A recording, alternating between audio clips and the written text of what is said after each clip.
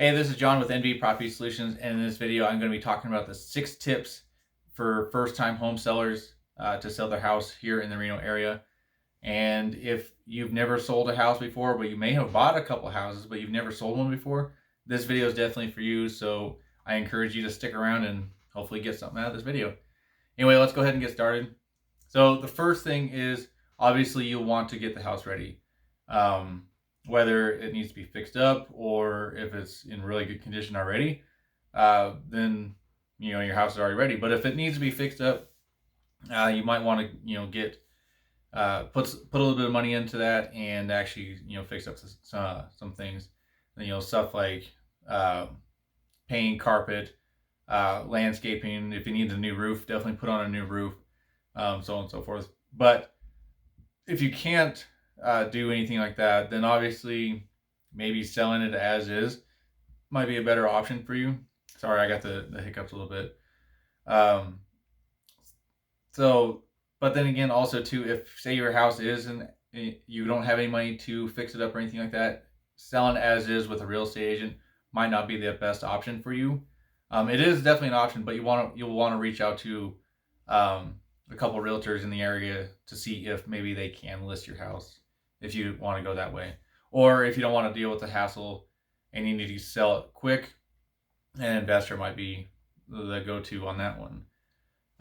So then the second tip is learn about your market. If say your house is in Reno, but it's in the old part of Reno, it might not be, or it might not sell as high as say one that's in the newer developments or something like that. Obviously, an older house is definitely not going to go for the same amount as a new house just because of the age difference. But let's just say say you get on Zillow and for whatever reason their estimate says it's worth $500,000 on their estimate. 99.9% of the time, those estimates usually wrong. It's not off by a whole lot, but it will give you an idea. But let's just say it's worth $500,000, and your neighbor's house sold just last week for $115,000. Obviously, so your house is not going to be worth $500,000, especially if it's the exact same house, exact same model, same layout, same everything. So just keep that in mind when you are learning about your market. So if that's the case, then talk with a realtor, and they will be able to give you kind of an idea of what your house is worth. Also, too, if you give me a call, I have no problem telling you about what your house is worth if you were to list it with a realtor. And of course, if you're looking for a cash offer, I can definitely give you a cash offer. Then anyway, moving on. So tip number 3 is obviously to price the house correctly. Like I said, if Zillow is saying your house is worth $500,000, but your neighbor's house sold for $115,000, obviously selling your house for $500,000 isn't going to work. I mean, unless you have absolutely no desire to wait forever for it to sell. Because I mean, eventually someone might be, I hate to say it, but they might be, a sucker and will eventually buy it. But I mean, you're going to have to wait a really long time for that to happen, especially if they do their own research and figure out that the house is only worth $115,000. But obviously, that's a different story altogether. Again, like I mentioned earlier, I have no problem helping you guys to figure out exactly where you should price your house if you're going to list it with a realtor or whatever. So then tip number 4 is consider all your selling options. Like I mentioned, if it's selling with a realtor, that's a really good way to get the best bang for your buck, especially if your house is in really good condition.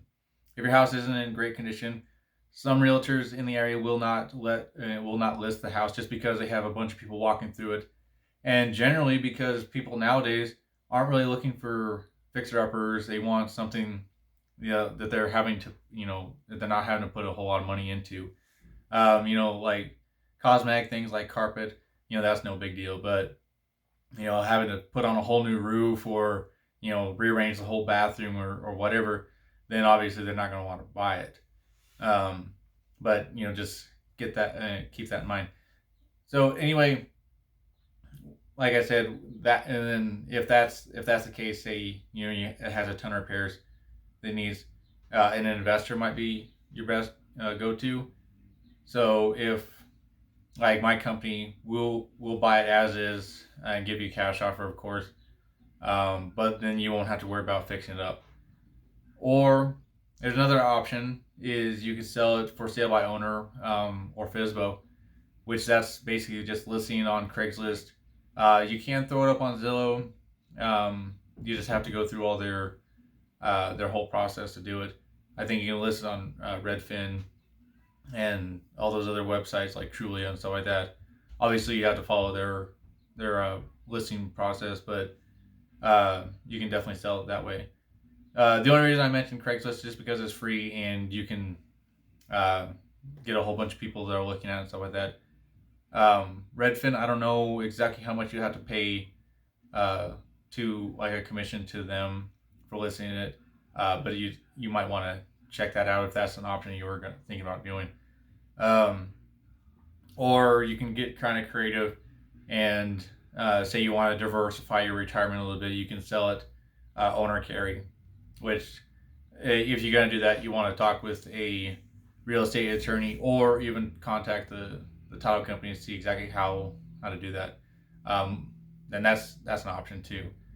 So, sorry, excuse me. The next thing is understanding the costs of selling your home. Obviously, if you list it with a real estate agent, you're gonna have to pay a commission, which is 3% each side. So a total of 6%. Not always, but there are sometimes it's higher, sometimes it's lower, depending on the real estate agent you go with. But then again, also too, you're gonna have to pay closing costs and inspection fees and stuff like that. Most of the time, if you do an inspection, usually the buyer will pay for the inspection, but sometimes the buyer will request that you pay for it. So just keep that in mind of all the stuff that you might have to pay for.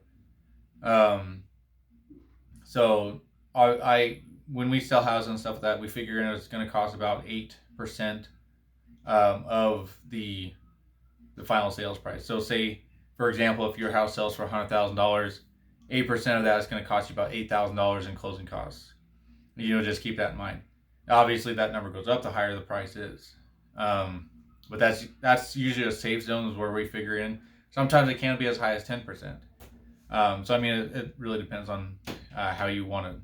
If you want to overestimate and be more conservative about how much you're going to get for it, factor in 10%.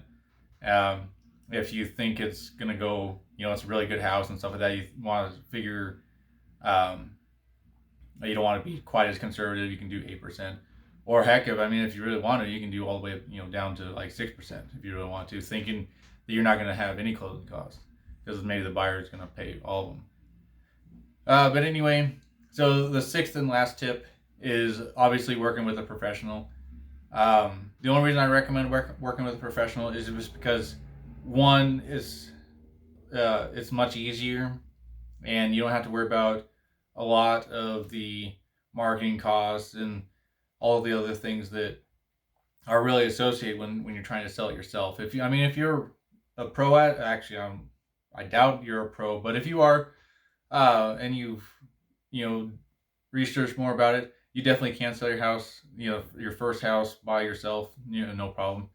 But I just recommend using a professional, like I said, whether it's a real estate agent or even an investor, to help with the whole process.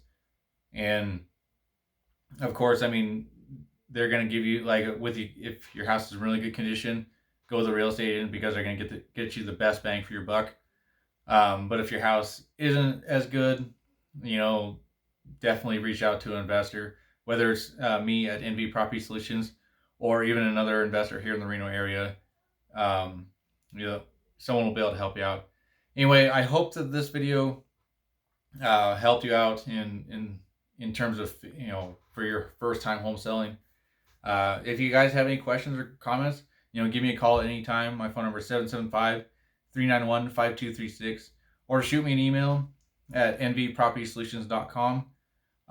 Or also too, you can comment down below in this video I would love you guys' feedback, and if you guys have anything else, I'd definitely love to hear from you. Anyway, like I said earlier, if you have, if your house is, really not that good, uh, definitely reach out to me anytime, and I can, we can explore all the options, whether it's using me, another investor, or even listing with a real estate agent, or whatever. Anyway, we can, figure out something for it. Anyway, other than that, that's it. You guys have yourself a great rest of your day. We'll talk to you soon.